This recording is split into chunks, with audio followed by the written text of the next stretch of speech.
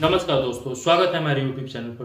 दोस्तों, आज का जो हमारा टॉपिक है वो स्टडी के ऊपर है, एजुकेशन के ऊपर है। बच्चों में एजुकेशन के प्रति, स्टडी के प्रति इंटरेस्ट कैसे लाएं, इसके ऊपर है। तो वीडियो काफ़ी स्टूडेंट्स के लिए वीडियो काफ़ी इंपॉर्टेंट रहने वाला है। वीडियो को एंड तक जरूर देखें। तो दोस्तों, सभी की ज़िंदगी में एक दौर ऐसा आता है जिससे लगभग सभी लोग गुजरते हैं, और वह दौर है पढ़ाई का, एजुकेशन का। लेकिन अब क्या आप जानते हैं, काफ़ी कम लोग ऐसे मिलेंगे जो कि इस दौर को, इस समय को सही से यूटिलाइज कर सकते हैं। और जिन लोगों ने सही से यूटिलाइज कर लिया, उनको सफलता निश्चित ही मिलती है। दोस्तों, एजुकेशन में जो फैक्टर्स मेन रोल प्ले करती है, वो है पढ़ाई के प्रति डर। लेकिन क्या मैं सही हूँ कि पढ़ाई के प्रति डर ही एक ऐसा फैक्टर है जो कि सबसे इम्पोर्टेंट रोल प्ले करती है? तो ऐसा बिल्कुल नहीं है। इसके दो और फैक्टर्स हैं। पहला फैक्टर है वो यह है कि पढ़ाई को हम बोझ समझ लेते हैं, और जो सेकंड फैक्टर है वो यह है कि पढ़ाई को हम कल के ऊपर छोड़ देते हैं। इट मीन्स कि कल पढ़ेंगे, लेकिन वह कल ऐसा होता है जो कि कभी नहीं आता, और धीरे धीरे हमारा पढ़ाई से दूरी बनने लगता है, और यही दूरी पढ़ाई के प्रति डर और नफरत को पैदा करती है।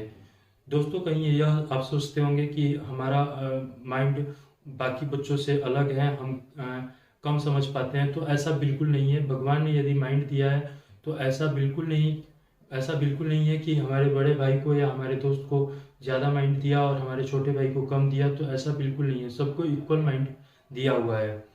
तो हाँ, कुछ एक्सेप्शंस हैं, और मैं उन बातों पर नहीं जाऊँगा, लेकिन लगभग लोगों का जो माइंड होता है वो लगभग सेम होता है। लेकिन कैचिंग पावर, हाँ, मैं यह बिल्कुल मानूंगा, कैचिंग पावर अलग अलग लोगों में अलग अलग तरह का होता है। लेकिन यह कैचिंग पावर बाय डिफ़ॉल्ट नहीं होता है। इट मीन्स कि बाय नेचर नहीं होता। यह कैचिंग जो पावर है वो हमारे ऊपर डिपेंड करता है, हमारे डेली रूटीन के ऊपर डिपेंड करता है। हम अपने डेली रूटीन को जितना एक्टिव बनाएंगे, हमारा कैचिंग पावर उतना ही अच्छा होता चला जाएगा। सेकंड जो चीज़ मैं बताने जा रहा हूँ वो है कि पढ़ाई के प्रति बिल्कुल बेशर्म बन जाओ। पढ़ाई के मामले में कोई कंप्रोमाइज़ नहीं, बिल्कुल बेशर्म बन जाओ। आप यह सोचते हैं कि टीचर से मैं कोई क्वेश्चन पूछूंगा तो बाकी लोग क्या सोचेंगे या टीचर क्या सोचेगा। तो दोस्तों, हमने टीचर को यदि हायर किया है, या हम स्कूल में जा रहे हैं, या हम किसी इंस्टीट्यूट में जा रहे हैं, तो हमने कुछ ना कुछ पेमेंट किया होगा, हमने कुछ ना कुछ उसके लिए पे किया होगा, तभी वो शिक्षक हमें पढ़ा रहा है। लगभग केसेस में ऐसा ही होता है। तो दोस्तों, आप यह सोचो कि हमने इसके लिए पे किया है और हमें इसको पूरी तरह से यूटिलाइज करना है। हमें चीज़ों के जो बेसिक फंडामेंटल्स हैं उनको समझने हैं।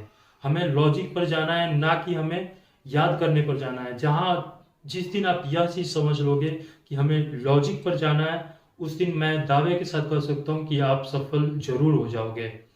दोस्तों, लॉजिक किसी भी चीज़ के प्रति एग्जाम्पल से समझो। कि कोई भी, यदि साइंस के स्टूडेंट हो तो हर एक चीज़ का एग्जाम्पल्स है, और आप एग्जाम्पल से समझो कि यह कैसे होता है। यदि आप मैथ्स के स्टूडेंट हो तो जो बेसिक फंडामेंटल्स हैं उनको क्लियर करो। होता क्या है कि अधिकतर बच्चे इंडिया में गांव से आते हैं, और गांव में जो बेसिक फंडामेंटल्स हैं वो बहुत अच्छे से क्लियर नहीं हो पाता है।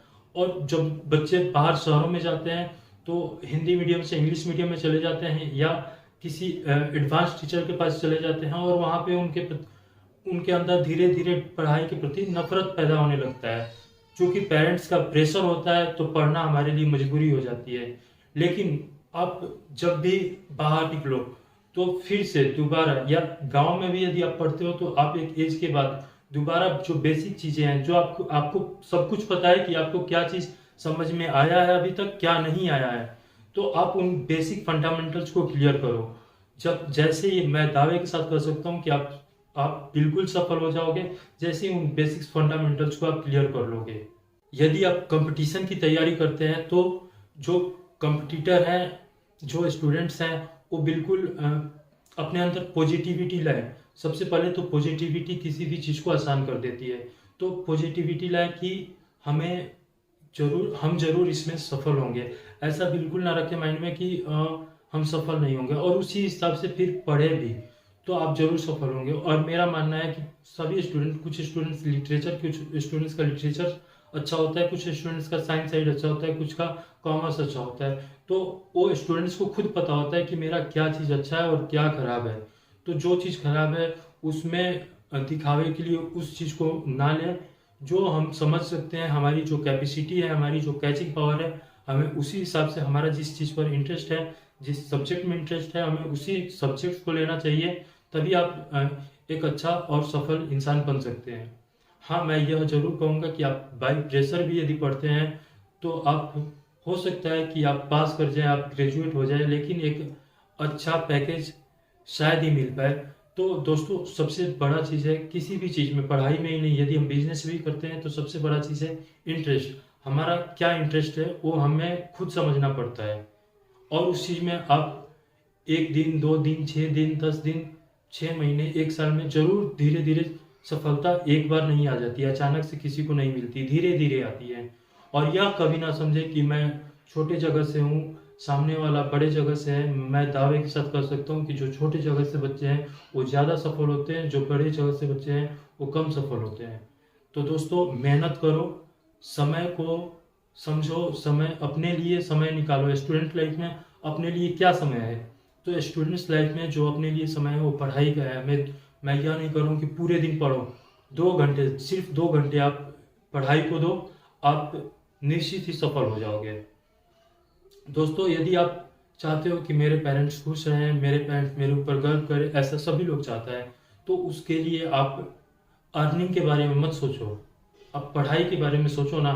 एजुकेशन, एजुकेशन की लाइफ है, एजुकेशन हमारी जो लाइफ है एजुकेशनल है, तो हम पढ़ाई के बारे में ही सोचते हैं। हम जितना अच्छा पढ़ेंगे, हमारे माता पिता उतने ही अच्छे से, उतने ही खुश मिलेंगे। तो दोस्तों, स्टूडेंट लाइफ में केवल एक ही फैक्टर्स होता है, पढ़ाई, पढ़ाई और पढ़ाई। बाद में तो हमें बिजनेस करना है, नौकरी करना है, ये तो हमारे ऊपर डिपेंड है।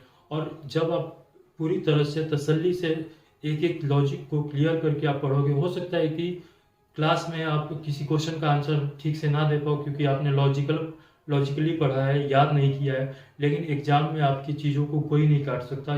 मैं अपनी बात करता हूँ, मैं कभी भी किसी भी चैप्टर्स को याद नहीं किया, यहाँ तक कि लिटरेचर को भी याद नहीं किया।